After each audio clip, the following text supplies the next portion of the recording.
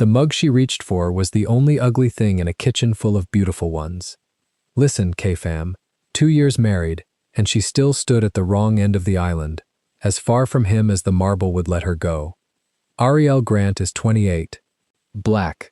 Brilliant, an art authenticator who can read a canvas the way other people read a face. She fell for a low, careful voice in a gallery in London. Then she learned whose voice it was. Baek Tae-hyun, Korean mafia. They call him the Quiet One. A black dragon climbs the left side of his neck, and he never comes closer without asking, and he never asks. He leaves her tea the way she likes it and steps back. Then the Baekseong Foundation hires her to authenticate their Gala collection. In the art vault, under UV light, she sees it, a European landscape that vanished 15 years ago, and it walked into Korea through a logistics company owned by her own husband. Omo. She confronts him, and the surprise on his face is real. Someone is using his organization without permission. He tells her to walk away. People could die. She refuses. But what she found in that vault was only the first thread, and the hand pulling it was closer than either of them dared to imagine. IU, K-fam, you are not ready. Before starting the story, comment down below where you are watching from and what time it is there. If stories of karma, love, and hidden truths move you, leave a like, be sure to subscribe to the channel, and click join to become a member and help our channel. Ariel Grant measured the coffee grounds by eye, 3 scoops and a half, the way she'd done it every morning for 2 years, and she did it standing in the far corner of the kitchen, as far from the stove as the counter would let her go. 6 in the morning. Seoul was still purple outside the glass.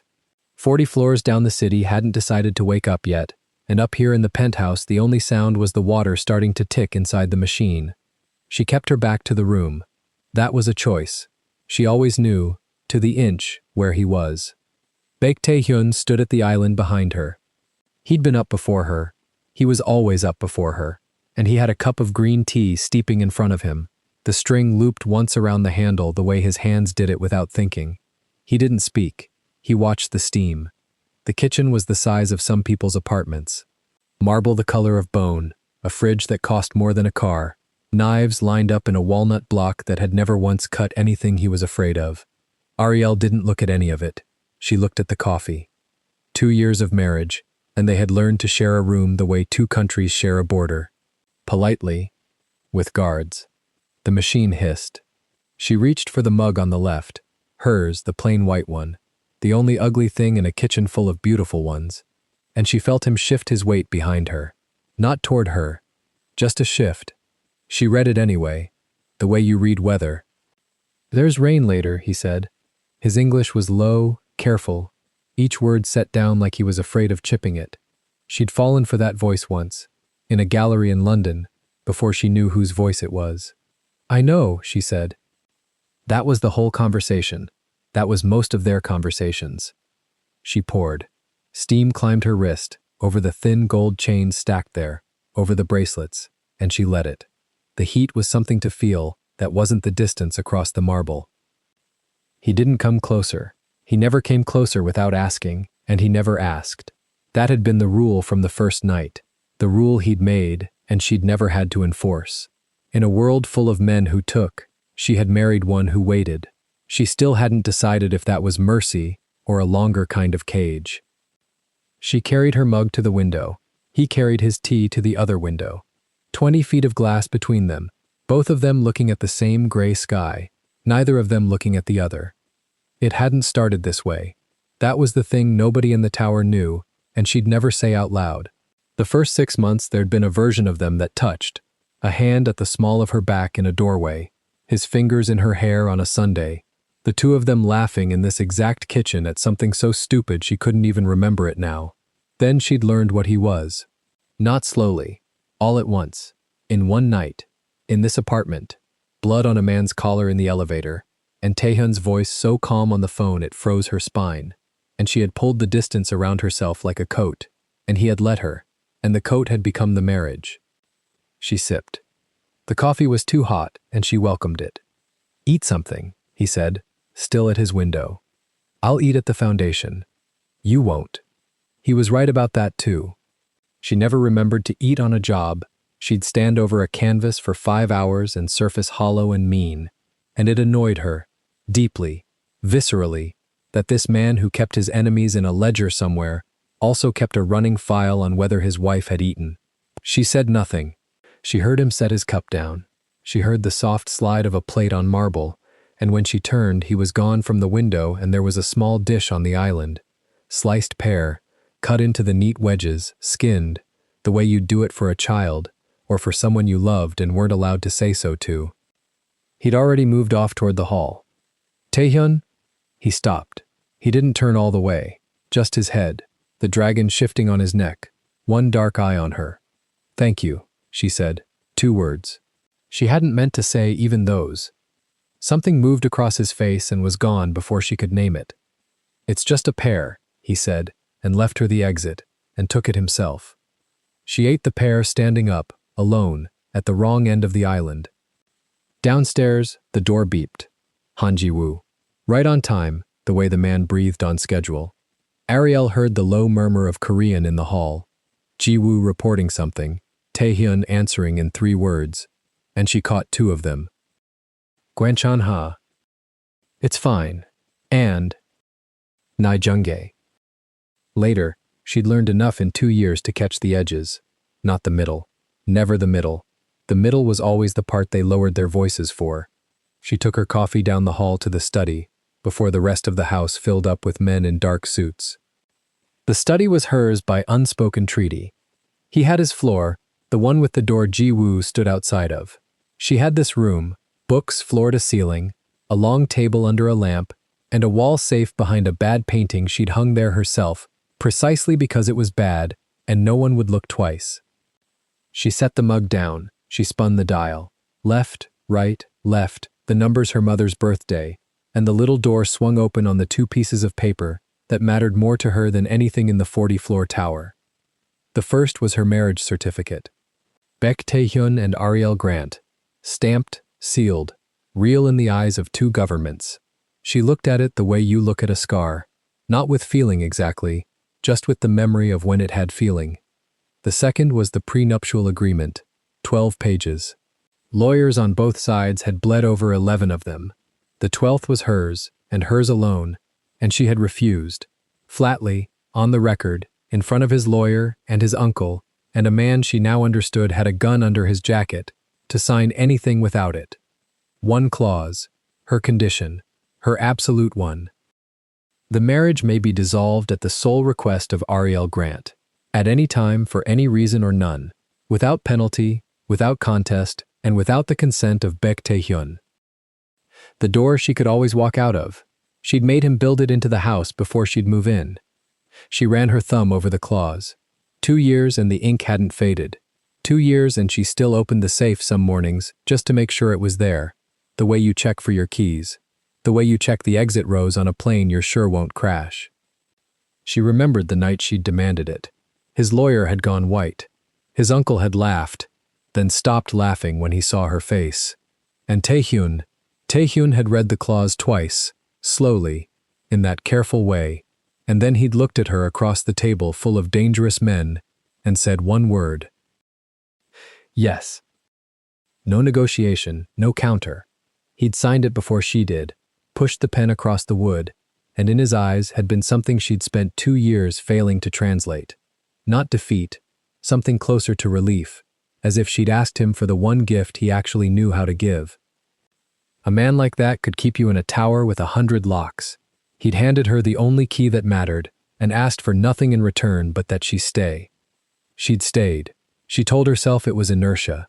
She told herself it was the work, the city, the impossibility of unwinding a life this tangled. She was a woman who could tell an authentic Vermeer from a forgery by the weave of the linen, and she could not, or would not, authenticate her own reasons for still being here. She closed the safe. She rehung the bad painting. She picked up her coffee, and it had gone lukewarm, and she drank it anyway. Her phone lit on the table. Vivian. You up? Big day. Don't let the scary marble people rush you. Ariel almost smiled. Vivian Osei was the one person in Seoul who still texted her like a human being, and not like the wife of a name people whispered. Up. Getting dressed.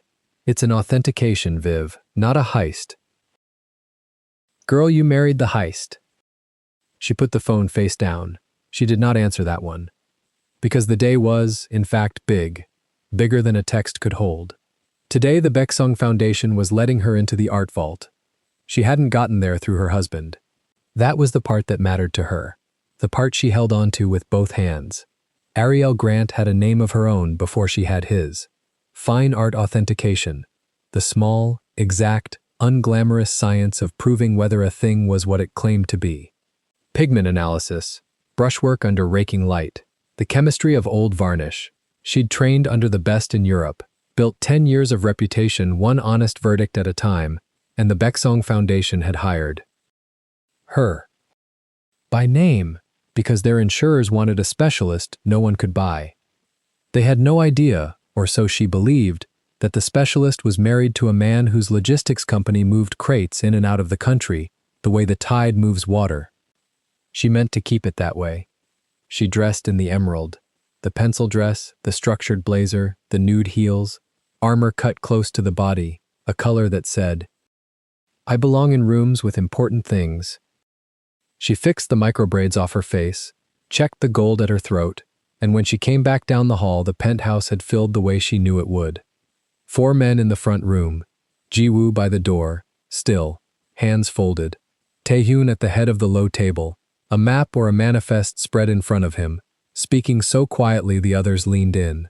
He'd changed into the charcoal trousers and the black shirt, collar open, and the dragon on the left of his neck showed above the fabric, the tail curled behind his ear, the way it always did when he tilted his head to listen. He looked up when she crossed the room. The others didn't dare. He did. "You're going to the foundation today," he said, not a question.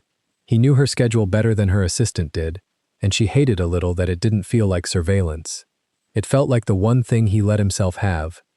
"I am. Ji-woo will drive you. I have a car." "Ji-woo will drive you." He didn't raise his voice. He never had to. He said it the second time exactly as gently as the first, and that was somehow worse than a shout. "There's rain." She held his eyes a beat. In front of his men, she would not fight him over a driver. He knew that too. He used it about once a month, and always for something small, and she'd never once caught him using it to know where she was, for any reason but this. That the city had teeth, and she was the softest thing he owned, and he had decided a long time ago that he would rather she resent him than bury her. "Fine," she said. He nodded. He looked back down at the map. Dismissed, but not. His attention stayed on her a half-second past the nod, the way a hand hovers before it lets go of something it's afraid to drop. She went to the kitchen for water before the drive. There was a fresh cup on the counter. Not coffee. Tea. Her tea, the roasted barley she drank when her stomach was tight, boricha, the string looped once around the handle, steeped exactly the 90 seconds she liked, and not a breath longer, because at 100 it went bitter, and she'd said so once, months ago, in passing, to no one, and here it was. He'd made it while she dressed, and he'd left it where she'd find it, and then he had walked away, back to his men and his map, so that she would not have to say thank you, so that she would not have to stand in a room and receive a kindness from him with 4 strangers watching, so that the tea could simply exist, and she could simply drink it, and neither of them would have to name the thing that made him do it. Ariel stood over the cup for a long moment. This was the shape of them. He learned her by watching. He served her by leaving. He built her a door out of the marriage and then spent 2 years proving, 90 seconds at a time, that he hoped she'd never use it. And he never once said so, because saying so would be asking, and asking would be pressure, and pressure was the one thing he'd sworn her father's ghost and her own eyes he would never be. She wrapped her fingers around the cup. The heat went into her palm, over the gold, into the small bones of her hand. She drank it. It was perfect. It was always perfect. She rinsed the cup herself and set it in the rack, and she did not go back into the front room to find his eyes, because if she did, she was afraid of what her face might do, and she had a vault to get to. Down in the garage, Ji-woo held the rear door of the sedan. Ariel got in. Rain started on the windshield before they cleared the ramp, fat first drops, and she thought, absurdly, he was right. and hated that too. Long day, ma'am? Jiwoo asked in careful English, eyes on the mirror. Authentication. Could be 20 minutes, could be 6 hours. Depends what they show me. I'll wait. You always do. He almost smiled. He was 33 and built like a door, and she'd watched him take a man's wrist apart once, gently, in a restaurant, and apologized to the waiter after. He was, God help her, one of the more relaxing people in her life. The city slid by wet and silver. Office towers, a river the color of pewter, the museum district rising ahead behind its pale walls. Ariel ran the day in her head the way she always did, not the fear, the method. UV lamp first, always, for the varnish. Then the loop for the brushwork. Then, if a piece asked a real question, the tiny samples, the solvents, the chemistry that never flattered anyone. 41 pieces. She'd certify the honest ones fast and spend her hours on the ones that hesitated. You know art, ma'am, Jiwoo said, watching a light. Really know. Not just, he searched for the English. Not just rich people know. I know paint, she said. Paint's the honest part. People lie. Paper lies. A forger can copy a signature in an afternoon, but he can't go back and put a pigment into a tube that didn't exist yet. She watched the rain. The paint always knows what year it is. That's the whole job. You just have to ask it right. Jiwoo nodded slowly, like she'd said something he'd file away. Boss says you're the best there is. She turned from the window. He said that? To the uncle, when they asked why the foundation didn't use their own people. A pause, careful. He said, because I won't let them use anyone I can't trust, and I trust her more than the whole board. Ariel looked back out at the rain and did not answer, because her chest had done something complicated, and she needed a second to make her face behave. 2 years of a man who served by leaving, and she had to hear the softest thing he'd ever said about her second hand, from his driver, in traffic. He didn't send me here, she reminded herself. I earned this room on my own name. She held that thought like a railing. The Baeksung Foundation sat behind a wall of pale stone in the museum district, a private cultural trust with a public face and, Ariel was about to learn, a very private basement. A woman in a gray suit met her at a side entrance with a badge and a clipboard, and a level of nervousness that had nothing to do with Ariel and everything to do with the insurance number attached to what was downstairs. Ms. Grant, thank you for coming. The collection is being cataloged for the gala. Every piece has to be certified before it's shown. We're on a very short timeline. How many pieces? 41. The board wants your report on each. Then let's not waste the morning. They went down. 2 elevators, a stairwell, a door with a keypad, and then a door with a wheel like a ship's. And the air changed, dry, cool, filtered, the recycled breath of a room built to keep paint alive for 400 years. The lights came up slow and even, the way vault lights do, so nothing ever gets a flash. And there it was. The art vault. Canvases on padded racks that rolled out on rails. Crates half open, straw and foam, and the corners of gilt frames. Sculpture under cloth. A whole wall of small panels behind glass. Each one a fortune. Each one waiting for a woman with a loupe and a UV lamp to say the one word the insurers needed. Authentic. Ariel set down her case. She snapped on nitrile gloves, one, then the other. She rolled her shoulders once, the way she did before every job, shrugging the wife off and pulling the specialist on. Down here, nobody was Baek Tae-hyun's wife. Down here, she was the loupe and the lamp and the 10 years, and the paint would answer to her or it would not, and no name in the city could change that. It was the only room she'd walked into in 2 years where the marble didn't belong to him. She let herself have that. She let herself breathe it. She opened her case. Lamp, loupe, the little vials, the swabs, the notebook she still wrote in by hand because screens flattened the color. She laid them out in the order she always used, left to right, like a surgeon, like a woman who trusted her tools more than she trusted almost anyone in this country. The gray suit woman hovered. Where would you like to start? Ariel looked down the long racks, at 41 held breaths, and felt the old clean pleasure of it, the one part of her life that couldn't lie to her, because paint either was or wasn't, because chemistry didn't care whose wife you were.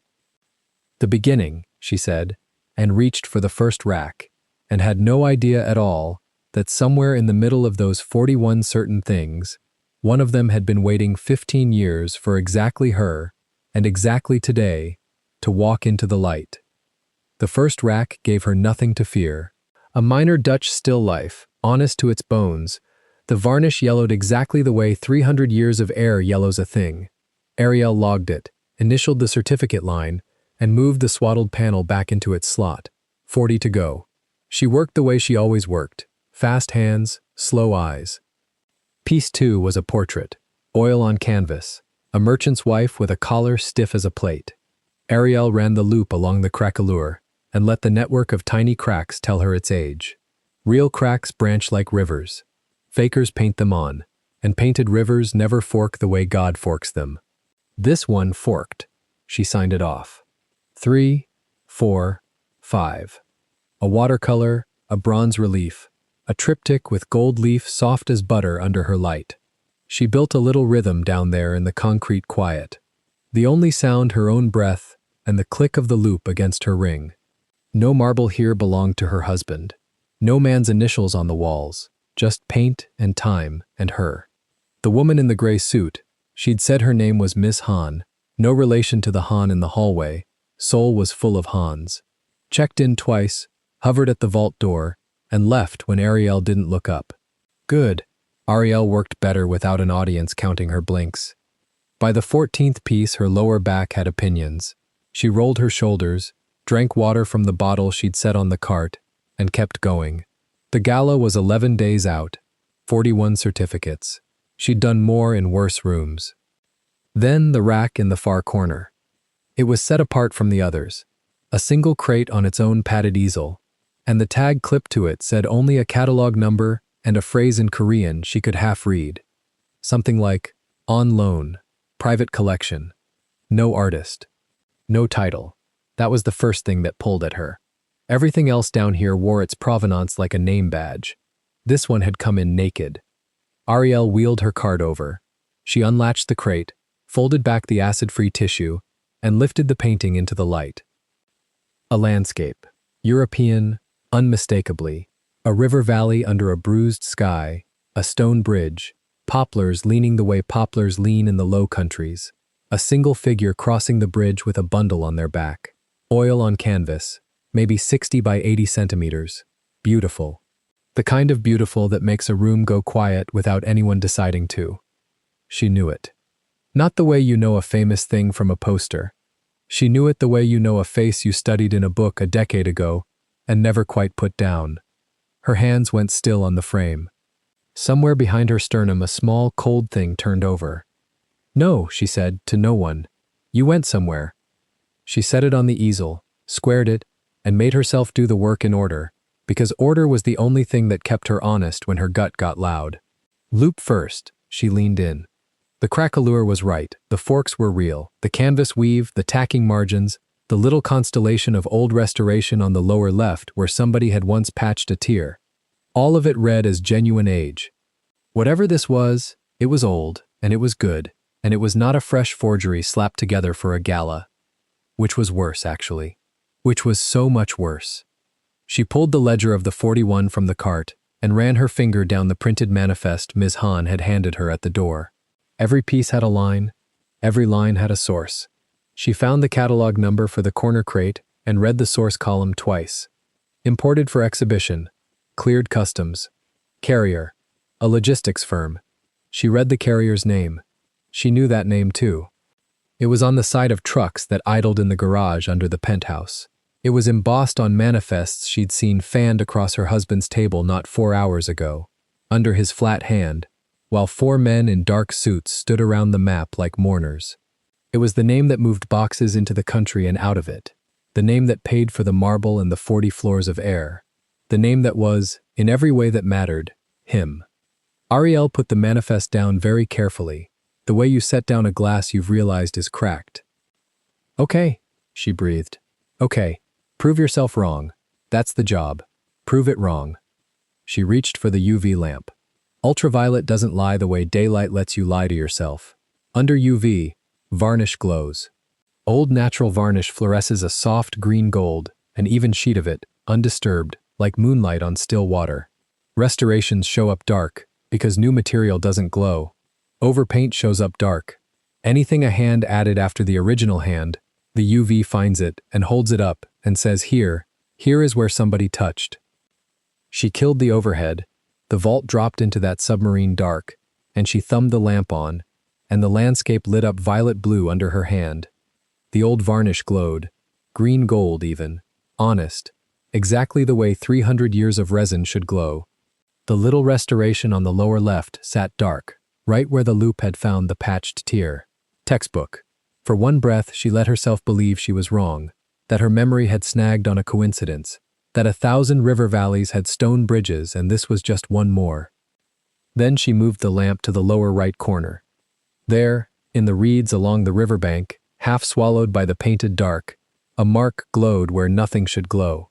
Not a restoration, not a patch, a line. Deliberate, thin, the kind of line a person makes with intent when they think no one will ever bring a violet light this close to the reeds. She bent until her nose was a hand's width from the canvas. An inventory mark. A small painted code, tucked into the shadows of the water, the sort of thing collections and dealers and, she swallowed, the sort of thing an institution stamps low and quiet on the back or the edge, or, when they want it hidden in plain sight, right there in the dark of the composition, where only a lamp like hers will ever catch it. She knew this code's shape, she'd seen its cousins, and the cold thing behind her sternum stopped turning and simply sat, heavy, certain. 15 years. That was the number that arrived, whole, uninvited. 15 years ago, a river valley under a bruised sky had walked off a wall in Europe between a Friday closing and a Monday morning, and it had never walked back on. She'd been a student when it happened. Her professor had shown the class the empty frame, still hanging, because the museum left the frame up as a kind of open wound. He'd said the thing she'd never forgotten: paintings don't vanish, children. They go somewhere. Somebody always knows the somewhere. She was standing in the somewhere. Ariel straightened. Her breath had gone shallow, and she made it slow down, one hand flat on the cart's cool metal edge, the loop still swinging from its lanyard against her chest. The lamp trembled in her other hand, just a hair, just enough to make the violet swim on the canvas, and she set it down before it could tell the room anything. Think. Don't feel yet. Feeling was a luxury for later, upstairs, alone. Down here she was a scientist, and the scientist had 2 facts and needed a third. Fact 1. The painting was real, old, genuine to the pigment. She'd stake her reputation, her 10 years, her name, on the age of that varnish and the fork of those cracks. Fact 2. The painting had been missing for 15 years, and it had entered this country, legally, on paper, cleared and stamped and carried, by her husband's company. She needed fact 3 and she was afraid of fact 3, so she went and got it. She pulled her phone from the cart, no signal this deep, of course, dead as a stone, and instead opened the small offline reference she carried, like other people carry aspirin, a database of losses, thefts, disputed provenance, the ugly index of the art world's missing children. She thumbed to the region. She thumbed to the decade. She scrolled. And there it was, a low-resolution photograph beside a paragraph of dry catalog Dutch, a river valley, a stone bridge, poplars leaning, a single figure crossing with a bundle on their back. Reported stolen, never recovered. Insurance paid, presumed lost or destroyed. Presumed. Somebody had presumed wrong. Ariel looked from the little glowing screen to the canvas on the easel and back, and for a moment the 2 images lay over each other, so exactly that she felt something in her chest come loose and drop. She had spent 2 years building a wall of distance in a house of marble, and she had built it stone by stone precisely because she'd decided, one night with blood on a stranger's collar, that she didn't want to know the machinery of what he did. She had chosen not to look. It had been survival. It had been, she'd told herself, a kind of dignity. And now the machinery had put a stolen masterpiece into her gloved hands and asked her, in her own professional language, the one language nobody could take from her, to certify it clean. "That's what this is," she said softly, and the vault ate the words.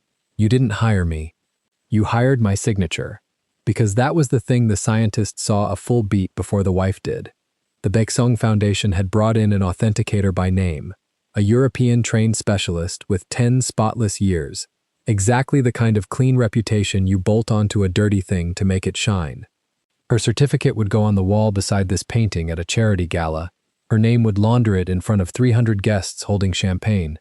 Whoever had done this had not made a mistake putting the painting in front of her.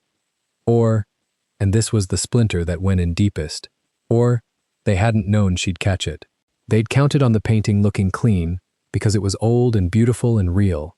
They hadn't counted on her carrying the reeds under a violet light and reading a code most of her colleagues would have skated right past. Which meant one of two things.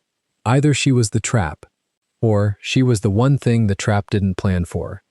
She didn't know yet which, and not knowing sat in her mouth like a coin. Ariel made herself finish the protocol, because half a job is a lie and she didn't tell those. Not in a certificate, not to herself. She swabbed a whisper of the sky, upper left, where a hairline of loss let her take a sample without harming a thing. She sealed the swab in a vial and labeled it in her own shorthand. She photographed the reed corner under UV, 4 frames, bracketing the exposure. The little painted code caught cold in the violet. She measured, she noted the tacking margins, the weave count, the restoration on the lower left.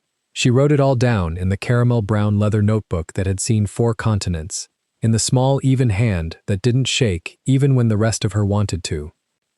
Then, on a fresh line, she wrote 3 words and underlined them once. Do not certify. She looked at that for a while, because it wasn't that simple, and she knew it wasn't. If she refused to certify, if she flagged it, quietly, to Ms. Hahn and the foundation, the painting would be pulled, questions would climb a ladder of phone calls, and somewhere up that ladder, the calls would reach a table with a map on it and a flat hand resting on it. She'd be pointing a floodlight at her own husband's company, in a country where his name was the reason doors opened and stayed shut. And if he was behind it, she'd have shown her hand.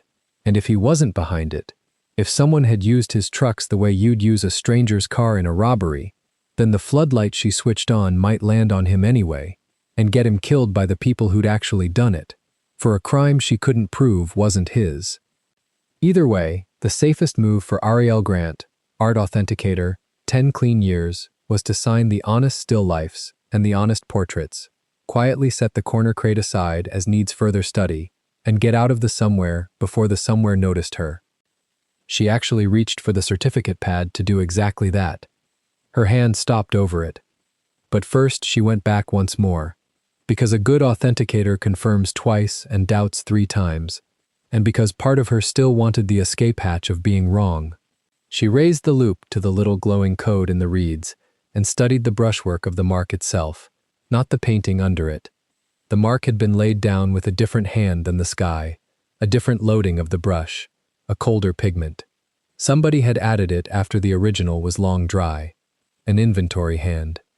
A cataloger's hand, the hand of an institution that owned a thing and wanted a quiet way to always know its own, a hand that had marked this river valley before it walked off a wall. She checked the back next, tilting the crate, running her light along the tacking edge where the canvas folded over the stretcher. And there, faint under decades of grime, a paper remnant clung, the torn corner of a label, its printed characters long gone, only a rectangle of gum and dirt where a fuller label had been peeled away. Somebody had stripped this painting's papers. You don't strip the papers off a thing you came by honestly. You strip them off a thing whose papers would hang you. That was fact 3, and it was uglier than she'd let herself imagine on the elevator down.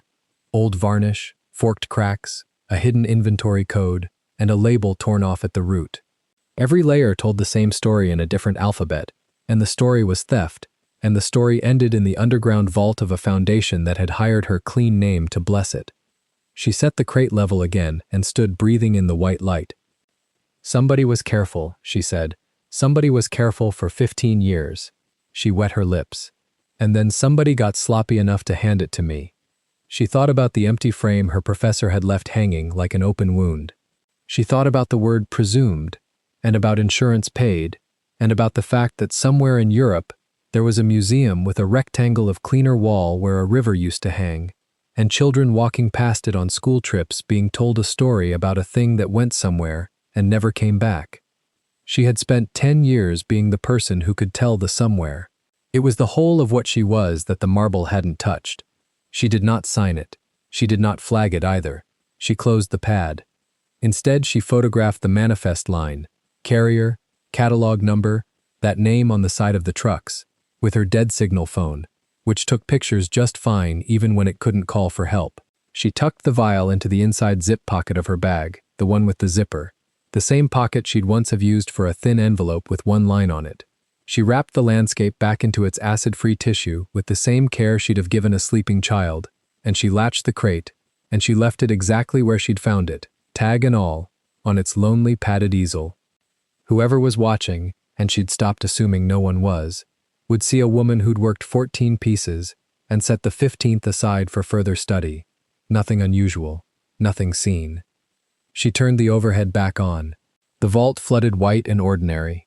Racks, crates, a sculpture under its pale sheet, 41 certain things and one that had stopped being certain the moment she'd carried a violet light to its reeds. Ariel packed her tools. Loop, lamp, vials, swabs, notebook. Her movements were smooth and unhurried and entirely a performance, and she knew it, and she performed it perfectly, because she'd been performing calm in that man's house for 2 years, and her body knew the choreography better than her heart did.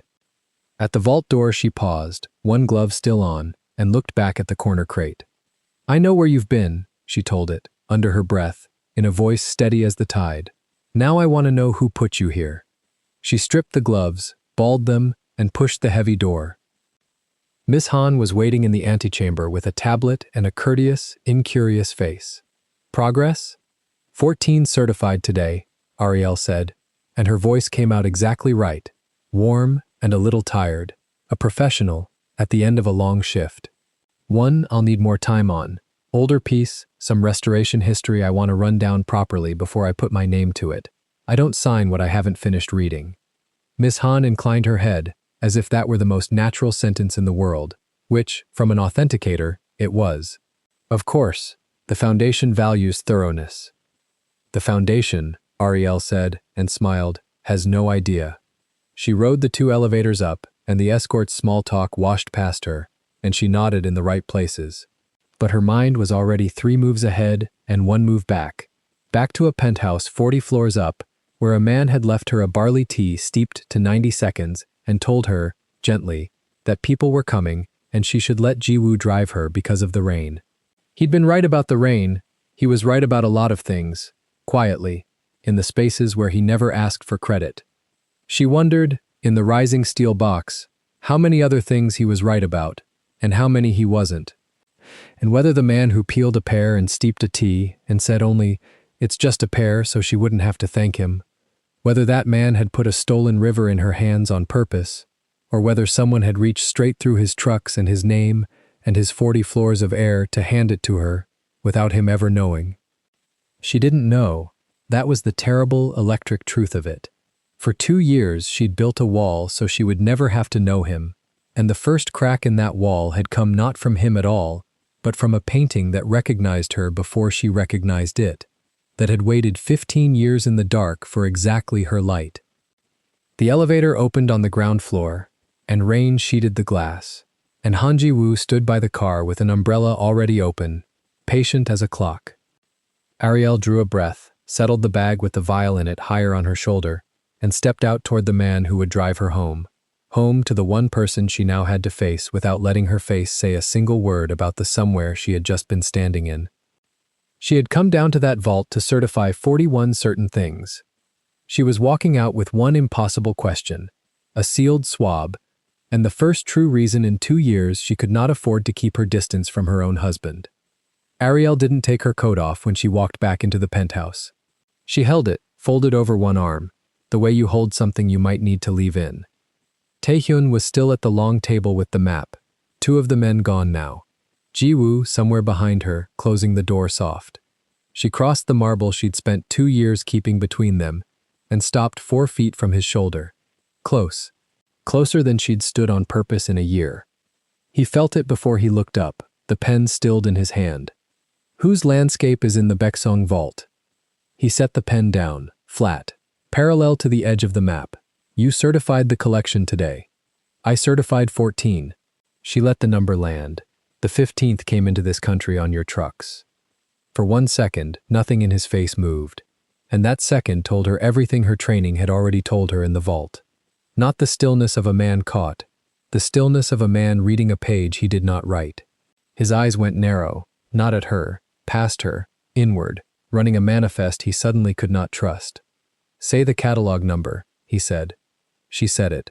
6 digits and a letter she'd read off the crate and off his own paperwork, and matched with her thumb pressed to the phone screen so hard it left a mark. He stood, not fast. He crossed to the console by the window, pulled a slim black folder from the drawer, opened it standing up, and turned pages the way she turned pages. Fast, exact. A man who knew where the truth lived in a document. His jaw worked once. He got to a line, stopped, and pressed 2 fingers to it like it might rise up and bite. This shipment, he said, quiet, cleared under a subsidiary I closed 11 months ago. Closed. On paper it doesn't exist. He looked at her then, full, and she saw the thing she had not let herself imagine on the whole drive home through the rain. Surprise. Real, cold, personal surprise. Someone is moving through my company, Ariel, using my roots, and they did it with a name I buried. The floor didn't tilt, but something under her did. She had spent the drive building him as the wall. She'd rehearsed him lying, rehearsed him smiling that flat mafia smile and telling her to stay in her lane. She had not built the version where the news hit him in the chest too. She made herself hold, or you're very good. I am very good. No heat, just fact, laid down like the pen.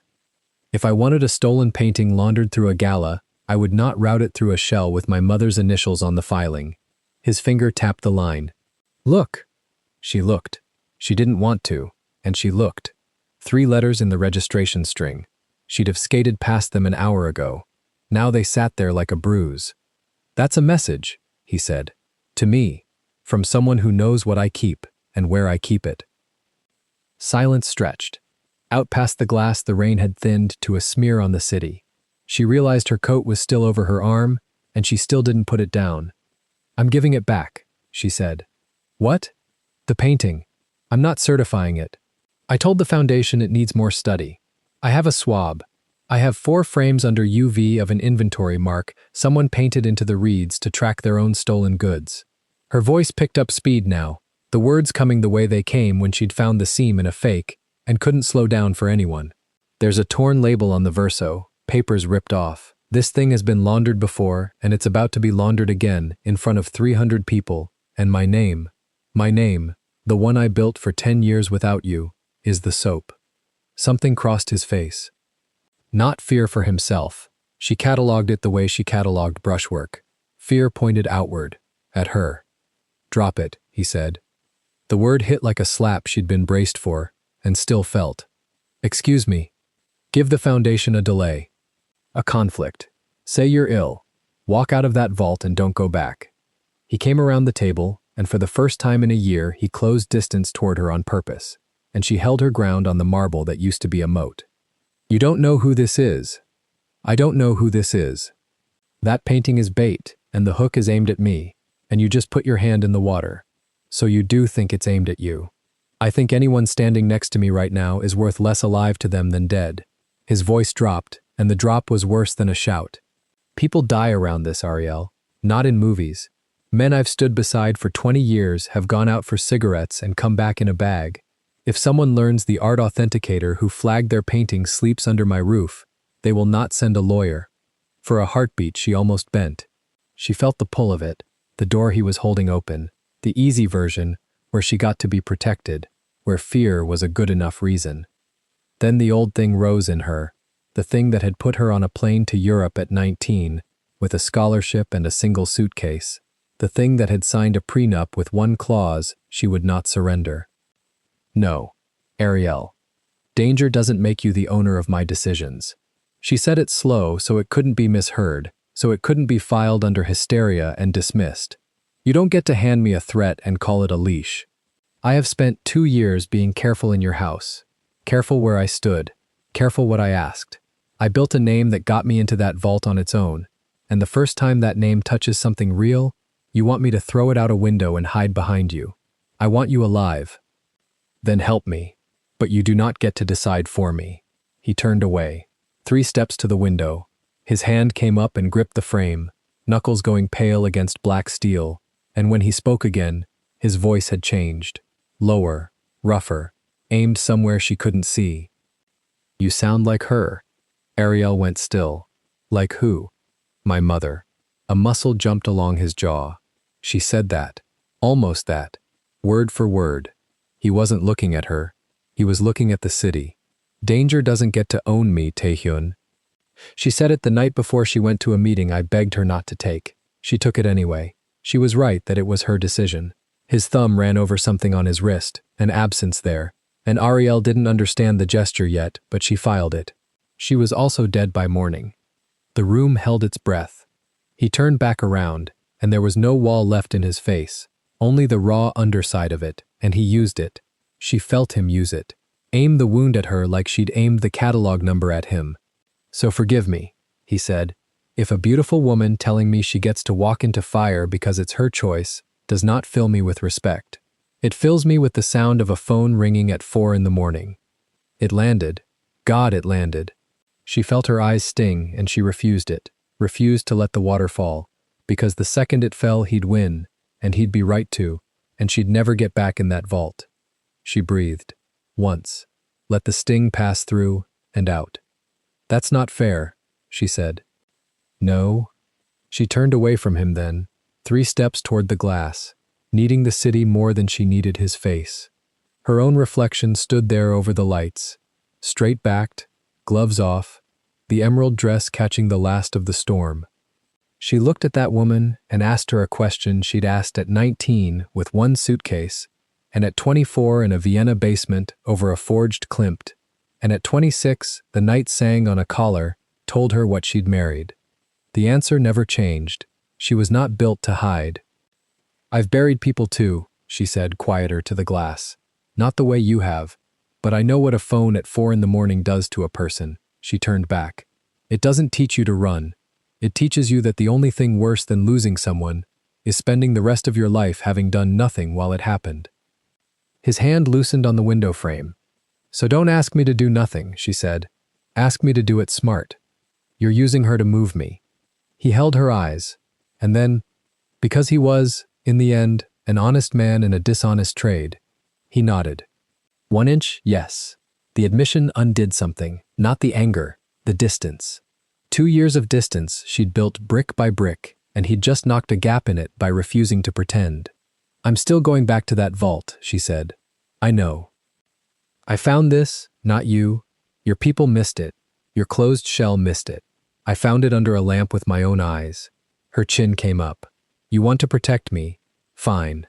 Protect the person who's already inside the problem, because I am not getting out. He studied her for a long moment. Something recalibrated behind his eyes, the same thing she'd seen him do to the manifest, the fast, exact reading of a page, except now the page was her. If you stay in this, he said slowly, you don't stay in it alone and blind. You don't go back to that vault without knowing who Jiwoo answers to and what the trucks carry and which of my roots are compromised. You don't lie to the Foundation without knowing which of them planted that crate. You get all of it. Everything I know. She hadn't expected that. She'd braced for the fight to keep her seat, not for him to pull out a chair. You're making me a partner, she said. I'm making you informed. A pause. Which, with you, appears to be the same thing. They're not the same thing. She stepped closer to the table, to the map, to him. Informed is you telling me what you already decided. Partner is I get a vote before you decide it. If a man goes between me and a door, I want to know his name first. If you pull me out of that vault, you tell me why to my face, not to Jiwoo in the hall in Korean, I only half catch. He absorbed that. She saw it cost him. A man who'd survived 20 years by deciding alone, being asked to decide with someone at the table. You understood the hallway, he said. It wasn't quite a question. Gwenchanha. Najunge. She said the words carefully, the way she'd carried them for 2 years without the middle. It's all right. Later. I know when you're stalling someone. I've just never known what for. Something shifted in his eyes. a recalibration of every quiet conversation he'd had 10 feet from her, believing the language was a wall.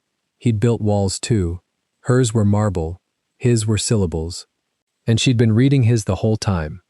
Then no more later, he said. Partner. Almost. Almost. The corner of her mouth moved. She killed it. On conditions, he said. Of course. You tell me before you act. Not after. Not in a text I read too late. He came closer, and this time she felt the pull toward him and did not step back, and the not stepping back was its own small earthquake. You found a torn label. Good. The next time you find something, I hear it while there's still time to put a man between you and the door. And you, she said, tell me the truth. All of it. Not the version that keeps me calm. If someone's using your dead subsidiary, I need to know who had access. Who knew your mother's initials meant something? That's a short list, and it's the list that solves this. He was quiet. She watched him weigh how much of his buried life to put on the table in front of the woman who'd kept 20 feet of marble between them for a year, and she watched him decide. It's a short list, he agreed. I can think of 4 people who knew that filing existed. One of them signed off on the logistics arms compliance for a decade. His eyes darkened. Oh Sung-won. The name meant nothing to her yet. She wrote it in the caramel notebook of her mind anyway, under the pigment and the torn label and the reeds. She would learn it. She learned everything. Then we start there, she said. We. He said the word like he was testing whether it fit in his mouth. It fit. He looked almost undone by how well it fit. She finally set the coat down, draped it over the back of a chair, deliberate, a small surrender he would understand and she would never explain. She was staying. Not in his house. She'd been trapped in his house for 2 years. In this, by choice. Tell me about the trucks, she said, and pulled out the chair, across from the map, and sat. He looked at her sitting there, in the emerald dress, gloves off now, her elbows on the table where he spread the roots of a life she'd spent 2 years refusing to touch. And for a second, the mafia went out of him entirely, and what was left was just a man who had been alone in a very cold country for a very long time, watching his wife choose to lean in. Then he came around, and he leaned in too, and he started to talk. He showed her the routes first, 3 corridors, one through the southern ports, one overland from the north border zone, one air freight through a bonded warehouse near the airport. He showed her which he trusted and which he'd stopped trusting. His finger moved fast and she kept up, and twice she stopped him. Wait. That date. The crate cleared customs 4 days before that corridor reopened, and he went still and looked at the manifest, and then looked at her like she'd struck a match in a dark room. How did you? Because paint always knows what year it is, she said, and paperwork always knows what day it is, and neither of them knows how to lie to someone who reads for a living. He almost smiled. He didn't. But it was there, under the surface, the way the old varnish glowed under UV. Honest, buried, waiting. There's a name on that reopening order, he said, tapping. The compliance sign-off. Same signature as the filing that used my mother's initials. Sung-won. Sung-won. He said it flatter this time, and heavier, a man betrayed by arithmetic he didn't want to do. He recruited me, 20 years ago. He put the watch. He stopped. His thumb went to his wrist again, to that absence, and this time she saw the pale band of skin where something usually sat and wasn't there tonight. He caught her looking and pulled his sleeve down over it, fast, a private thing snapped shut. She didn't ask. She filed it. There was a story in that wrist, and it wasn't tonight's story, and she was patient, the way authenticators are patient. The truth keeps, if you don't force it. If it's him, she said instead, the evidence will be clean. Too clean.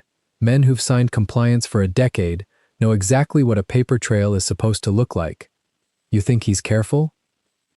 I think if I open that vault tomorrow and find a perfect line straight to Oh Sung-won, I won't believe it. She met his eyes. Real guilt is messy.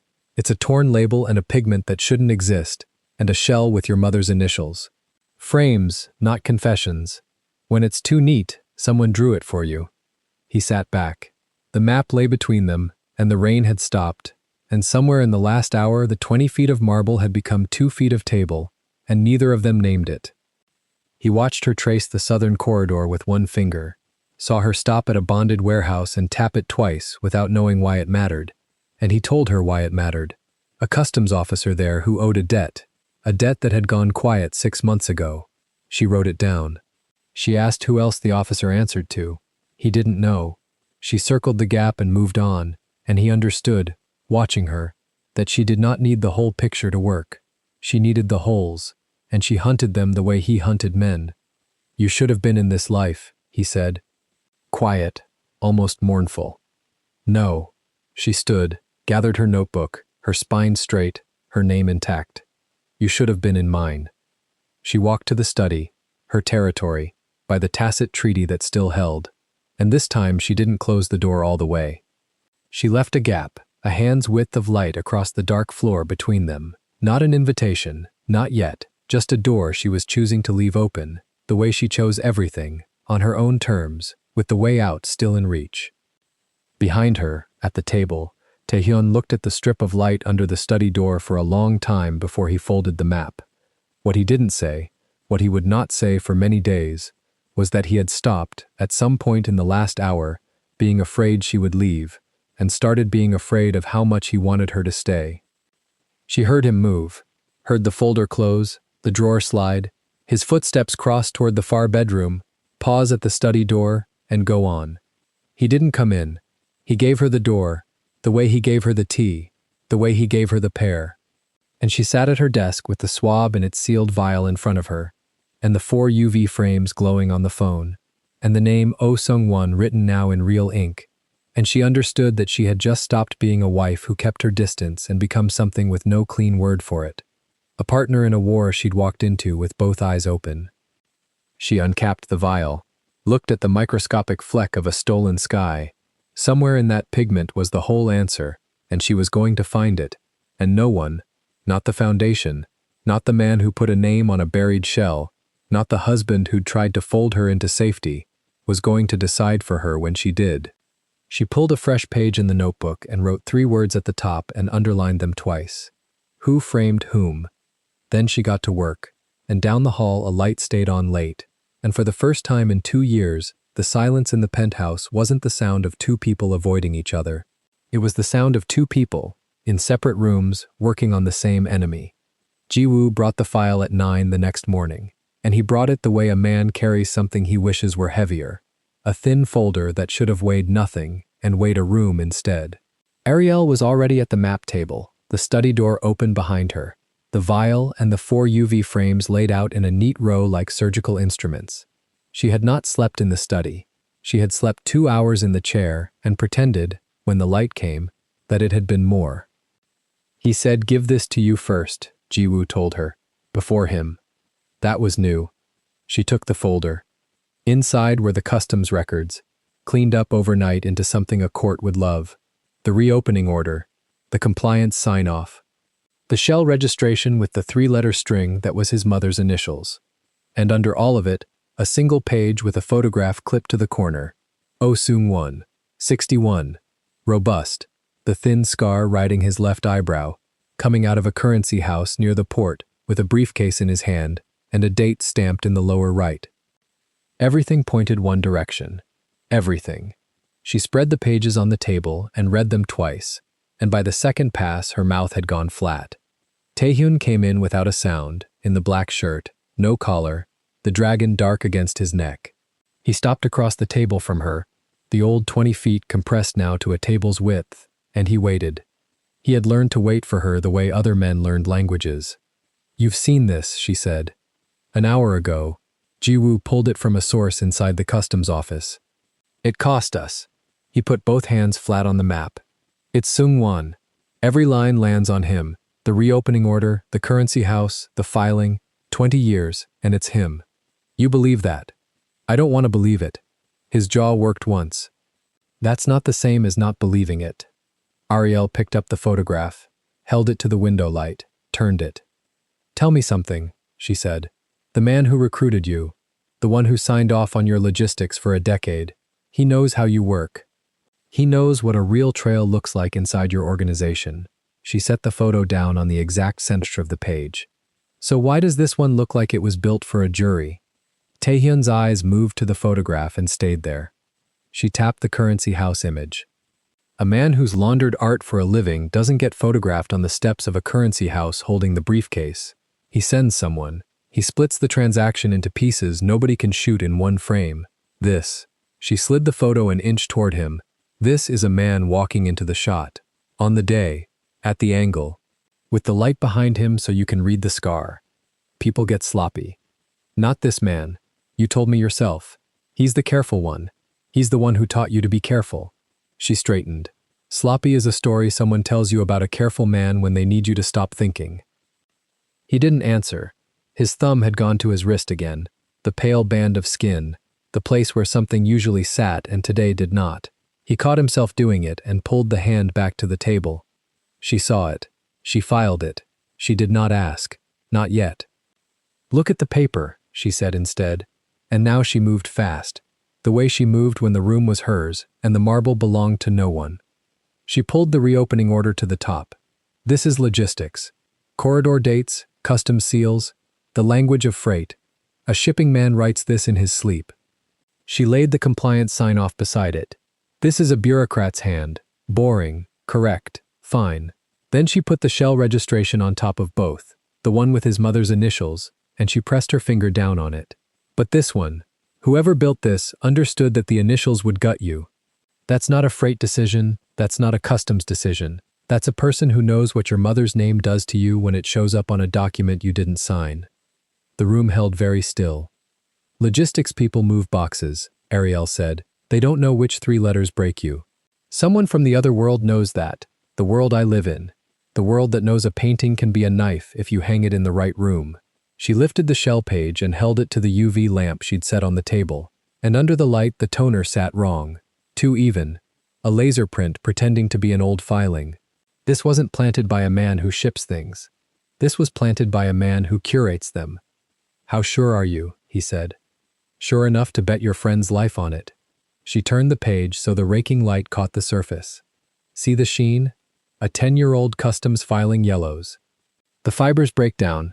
This paper is aged. Someone tea-stained it, baked it, did the whole trick, but the toner on top of it is new. You don't get fresh laser toner on genuinely old paper.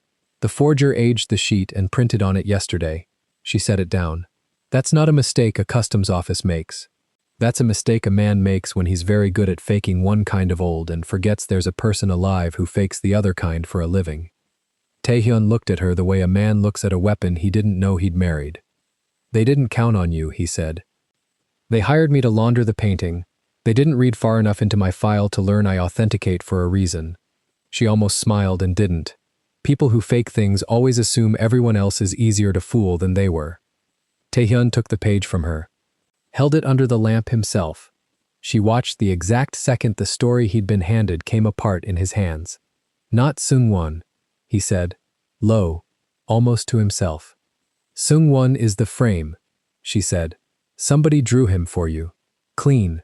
Too clean. Remember what I told you. When it's this neat, someone sat down and composed it. She capped the lamp. Real guilt is a mess. It leaves smudges. This has no smudges. That's the tell. He set the page down very carefully, the way a man sets down something he has decided not to break. Then he did something he had not done in front of her in 2 years. He pulled out the chair across the table and sat, and he put his face in one hand for the length of a breath, and when he took the hand away, his eyes were wet and did not spill. He recruited me at 18, he said. Off the street. He fed me for a year before he ever asked me to do anything. I nearly signed a paper this morning to have him watched, isolated, put where he couldn't run. He exhaled. I nearly did to him exactly what someone wanted me to do. But you didn't. I was going to until you walked into the photograph for me. He looked at her. You made me see the light behind his head. She sat too, then, slowly, the last of the distance folding down into the space over a shared table. Who has that reach? She asked. Who knows your mother's initials?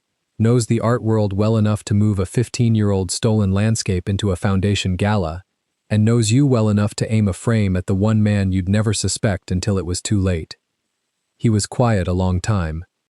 Someone who's been close, he said, for years, close enough to learn the wiring. His hand went toward his wrist again, and this time he let it. He turned the cuff back. The pale band showed, and he looked at it as if the empty skin were a person he owed something. "You keep reaching for that," she said, gently. It was the first gentle thing she had said to him in a very long time. He was silent. Then he reached into the breast pocket of the black shirt, and he took out a watch. It was a woman's watch, old, the leather strap cracked and restitched by hand, the crystal spiderwebbed across one corner where it had struck something years ago.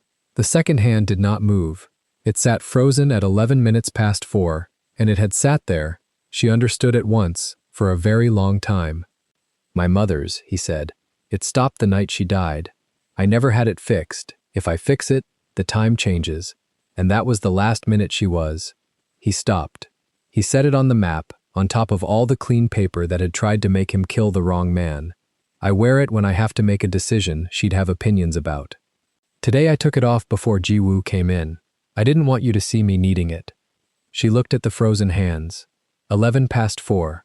A minute a man had refused to let move for years, because moving it forward meant admitting the world had gone on without her in it.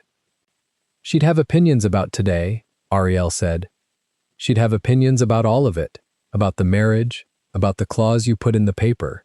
He turned the watch a quarter turn on the map. "She told me once that a man who has to lock a woman to a table has already lost her. I didn't understand it until you started keeping to the far side of every room." He looked up. "I took the watch off because if I'd been wearing it when I read that file, I'd have moved on Seungwon in an hour. Her weight would have pushed me. I'd have called it grief, and it would have been someone else's plan wearing my mother's face." "So you took her off to think clearly." "I took her off to be a coward," he said. "You put her back on the table." Ariel looked at the frozen watch on the pile of forged pages, and felt something move in her chest that she had spent 2 years bricking shut. "That's why the initials work," she said quietly. "Whoever did this knows you carry her with you, not as a memory, as a weight you check for on your wrist." "Yes." "And they wanted you to spend that weight on Seungwon." "Yes."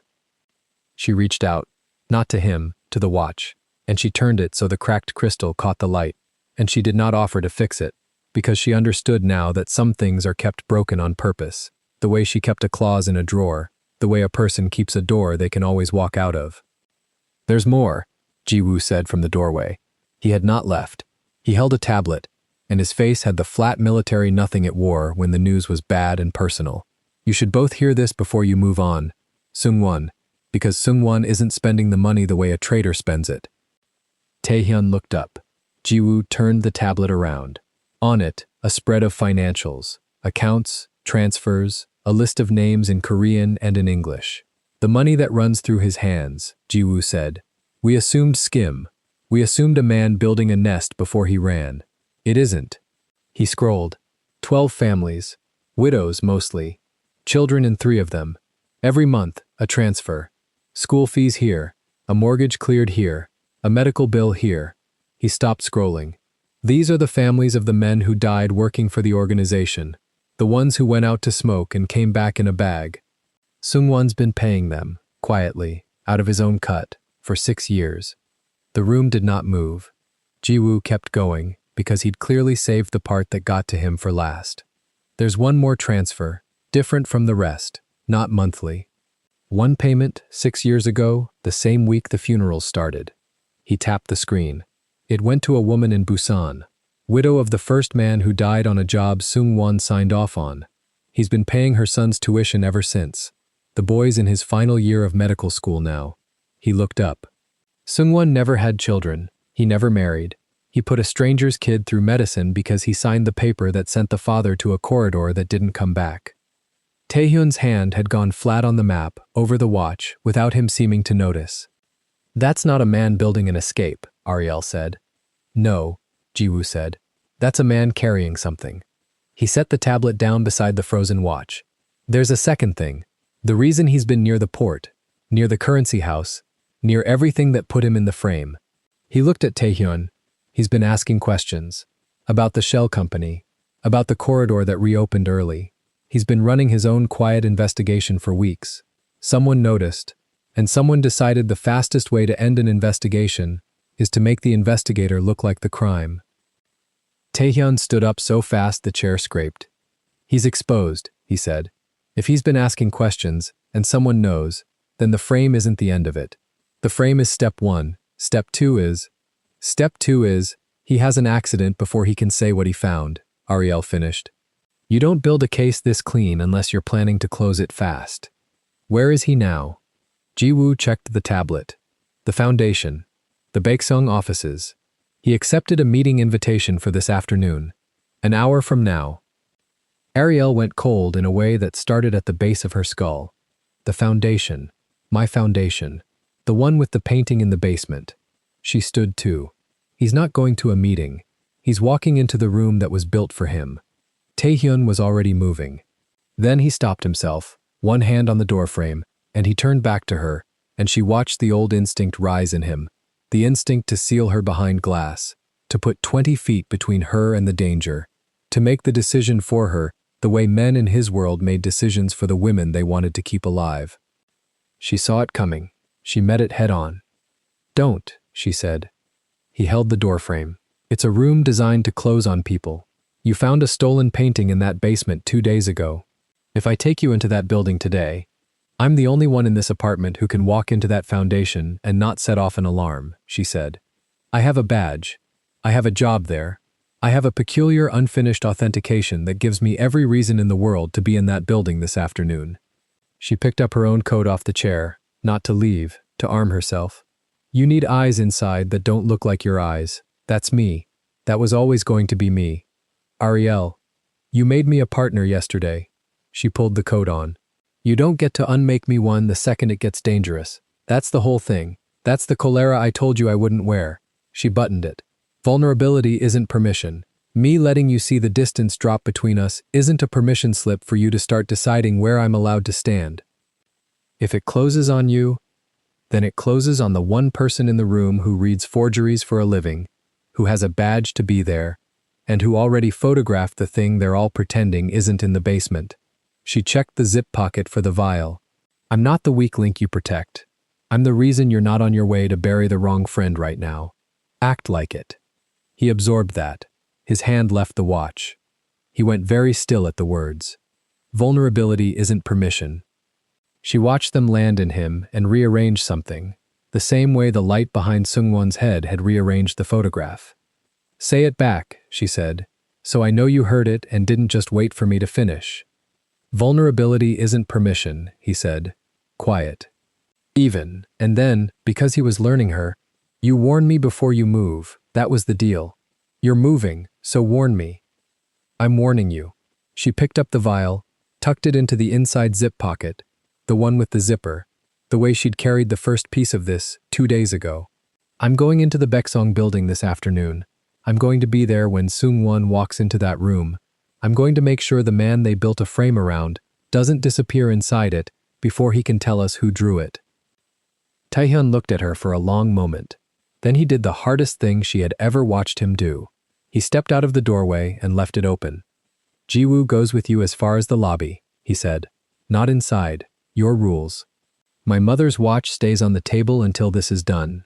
I don't get to make her decisions today, and I don't get to make yours. He picked up the frozen watch anyway, looked at it, and set it back down, unworn. Bring him out. If someone tries to close that room, you get out first. Him second. Everything else third. Everything else including you? Everything else including me, he said. And it was not a line. It was a will, spoken plainly across a table that no longer had 20 feet of glass in the middle of it.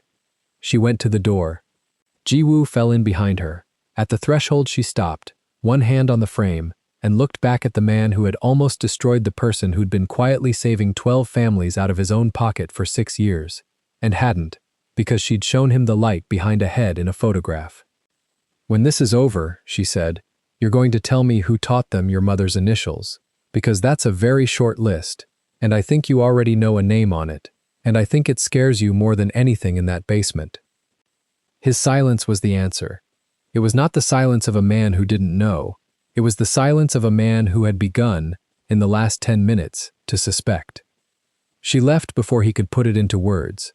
Some names, once said out loud, cannot be unsaid, and she wanted to be inside the building, badge on, gloves in her bag, standing in the room that had been built to close on a good man, before that name arrived on its own. The elevator doors shut on Ji-woo's grim face and her own steady one.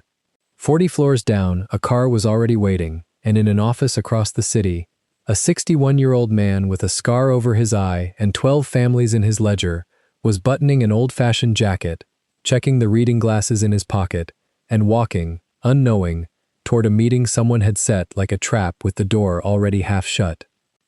Ariel reached the Baeksung lobby 8 minutes before Seungwon did, and she used every one of them. She badged in under her own name, told the desk she needed the vault again, and let Ms. Han walk her toward the elevators, then stopped at the mezzanine rail instead, where the whole entrance floor opened below her like a stage. She wanted eyes on the door. She wanted to see who came in behind the old man. 2 came in behind him. They wore the building's contractor gray, laminated passes clipped straight, and they moved the way men move when the walk is the job. 1 drifted toward the service corridor. The other found the fire stair. Neither looked at Seungwon. That was the tell. Everyone looks at the person they're there to meet. These 2 looked everywhere else. Ariel's thumb was already on her phone. 3 words to Taehyun. 2 on him. The reply came before she'd lowered the screen. Ji-woo is in the lobby. Say his name out loud. She didn't understand it for half a second. Then she did. She went down the mezzanine stairs fast, heels loud on the stone, arm already lifting like a woman spotting a colleague across a room. "Mr. Oh," she called, bright, carrying the whole atrium catching it. "Oh, Seungwon, you're early." The old man turned. So did 4 other people. So did a security guard at the desk, and a curator crossing with a clipboard, and the 2 men in gray, who now had a problem they hadn't planned for, because a witnessed man is a live man, and the room was suddenly full of witnesses who'd heard the name. Ji-woo was there before the gray men recovered. He didn't touch them. He put himself at Seungwon's shoulder, murmured something in Korean, and steered the old man toward Ariel and the light and the front desk cameras, all in one unbroken motion, like an aide managing a schedule. The gray men peeled off. Service corridor, fire stair, gone the way water goes. Seungwon stood in the middle of the atrium looking at Ariel with small, careful eyes. "You know my name," he said. "I don't know yours." "Grant." She kept the smile on for the room. "We should talk somewhere without a ceiling this high." His gaze went to Ji-woo, then back. Something in the old face shifted. Not fear, recognition. The look of a man who'd been swimming against a current for weeks and had just felt another hand grab the same rope. "Ah," he said quietly. So he finally listened. They got him out through the loading dock, into Ji-woo's car, and across the city to a tea house Taehyun owned under 3 names. And that was where the second half of the picture came in, because Seungwon talked, and everything he said fit the shape Ariel had already carved out with her scalpel. He'd started pulling threads 6 weeks back. A crate cleared 4 days early. A corridor order signed by compliance he didn't remember approving. A shell with 3 letters he recognized from a funeral. He'd gone to the exchange house himself, gone to the port himself, because he trusted no one to look for him. He'd known someone was building a story with his face on it. He just hadn't known who held the brush. "I thought it was inside logistics," he said, both hands around a cup he wasn't drinking. "A young one, greedy. I was wrong. Whoever this is," he tapped the table once, "knew about the initials. 12 people in the world know what those 3 letters mean to him. I am one. I have never said them out loud." Ariel sat across from him and felt the last piece of her own suspicion click hard against his. Art world, intimate. Someone who knew which 3 letters break a man. She didn't say the sentence out loud. It had already been said once, and she wasn't going to wear it thin. Taehyun arrived as the light was going. He came in still in the black shirt, and he stopped inside the door the way a man stops at a grave. 20 years across the room from him, 1 cup of tea between them, and neither said the thing. Taehyun crossed the floor and did something Ariel had never seen him do to anyone. He bowed. Low. The bow of a boy to the man who fed him for a year before asking for anything. "I almost," Taehyun started. "I know what you almost." Seungwon waved it off with a scarred old hand. "Don't. If it had been the other way, I'd have moved on you by lunch. That's how good it was." He looked at Ariel. She's how good it wasn't. Seung-won turned his cup a slow quarter turn on the table, the way old men handle the things they're deciding whether to say. The families, he said finally. To no one, to the tea. If I'd gone into that room today, they'd have found a reason to freeze the accounts. 6 years I've paid 12 of them out of my own pocket. Quiet. And 6 years I've told no one. Because the day it becomes a story is the day someone uses it. He looked up at Taehyun. Someone was about to use it. My kindness turned into laundering. That's how good this one is. He doesn't just build a lie. He finds the true thing you're proudest of and cuts you with it. Ariel's stomach turned cold at that, and not because of Seung-won, because it was a description. Finds the true thing you're proudest of. Her name, her 10 years, her signature that meant something. She filed the sentence and said nothing, and across the table, Taehyun caught the small change in her face and read it the way he read everything, and asked her nothing in front of the old man. Nobody toasted. But the three of them sat in that small room, and for the length of one pot of tea, the trap had a hole in it. Then Ji-woo drove Seung-won to a safe apartment under a fourth name, and the old man got out at the curb and paused, one hand on the door, and said to Ariel, "Whatever you are to him, thank you for the ceiling," and was gone into the building before she could answer. The trap did not, however, go away. It simply changed rooms. 9 days folded down into the Gala the way a long-held breath finally lets go. The vault work finished on paper for cover, 40 pieces certified, one still marked. Needs further study. In a drawer where nobody looked. And on the 10th night, the Baeksong Foundation opened its doors to 300 people, and Ariel Grant walked in on her husband's arm for the first time in public since the day they signed. She'd chosen the wine-dark silk herself. She'd chosen the gold sandals and the thin drop earrings herself. Nobody dressed her, and that mattered to her more than the room would ever understand. Taehyun, in a black night tuxedo, the dark silk tie knotted clean at his throat, walked her past the cameras and the crystal and the wall of donated art, and there, third from the end, hung the stolen landscape, lit, framed, tagged with a placard that called it a loan from a private European collection. They had let it stay on the wall. That was the plan. Take the man behind it, not the canvas. Let the trap think it was still working. Ariel drank a first glass of champagne because her hands needed something to hold. She drank a second because Taehyun stood closer than he had in 2 years, and her body kept forgetting to be careful. The string quartet turned into something with a pulse. Couples moved onto the floor under the low gold light, and Taehyun set his glass down and offered his hand, and she took it, and for 4 minutes there was no organization, no corridor, no landscape on the wall, just his palm at the small of her back, and the 20 feet of glass from their first morning, finally collapsed to nothing. She could feel his heartbeat through the tuxedo. Steady, too steady. A man holding still on purpose. Across the floor, a woman in silver leaned to her husband and murmured something, and both of them glanced at Ariel and away. Let them. She'd spent 2 years being the wife nobody saw, the name kept in a separate drawer from the marriage, and tonight she'd decided to be one whole person in one whole room. Vivian had texted an hour ago. "You're actually going with him? We're girl?" And Ariel had written back 3 words and put the phone away. "I'm going as me." She hadn't fully known what she meant until his hand found the small of her back and the meaning arrived on its own. He danced the way he did everything, controlled to the millimeter, leading without pushing, and once, only once, his fingers spread wider against her spine, and she felt the control cost him something, and that small failure of his was the most honest thing that had passed between them in 2 years. The song ended. It shouldn't have mattered that it ended. They came off the floor, and the champagne was warm in her chest, and the crowd thinned toward the elevators, and Ariel stopped thinking in the careful voice she'd used for 2 years. She thought in the other voice, the one from before, the girl who went to Europe at 19 with 1 suitcase and no permission from anybody. She turned in front of the elevator doors, and she reached up, and she took the dark silk tie in her fist, and she pulled him down to her mouth's height, and she set it against his jaw so only he could hear. "Tonight, you're mine." The elevator chimed, the doors slid. Gold light spilled out over both of them. And Baek Tae-hyun, mafia, killer, the man 300 people in this room feared without knowing his face, did not move her into that elevator. He covered her fist with his hand, gently.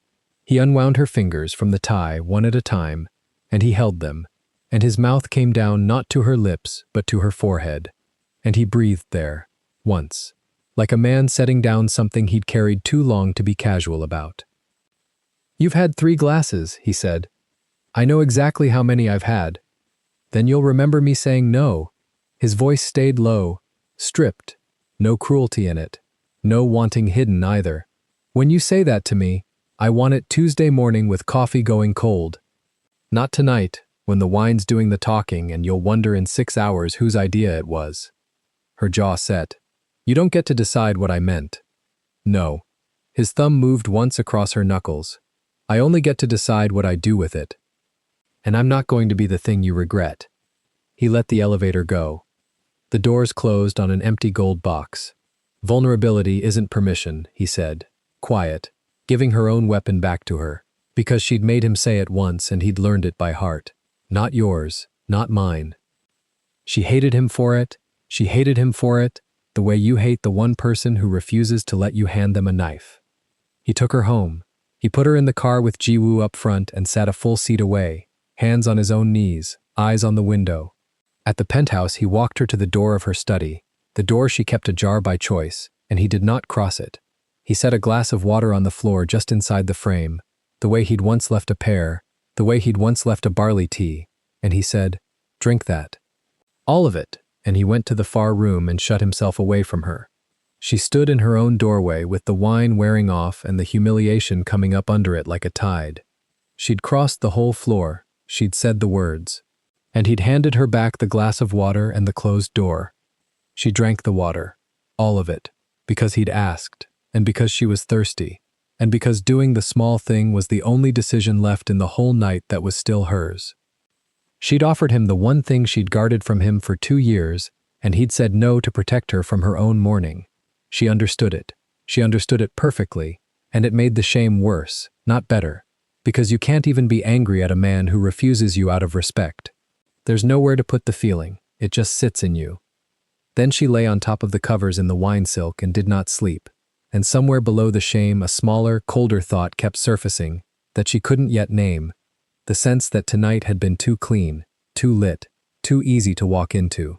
She turned it over and over and couldn't find the edge of it, and watched the ceiling go from black to the gray that comes before a city wakes. Morning arrived sober, and it arrived armed. Ariel woke to her phone lighting the pillow, and it wasn't Vivian, and it wasn't Taehyun. It was a wall of alerts. She sat up in the soft purple satin she'd changed into at 4 a.m., and thumbed the first headline and felt the floor of the night before drop out from under the floor of the morning.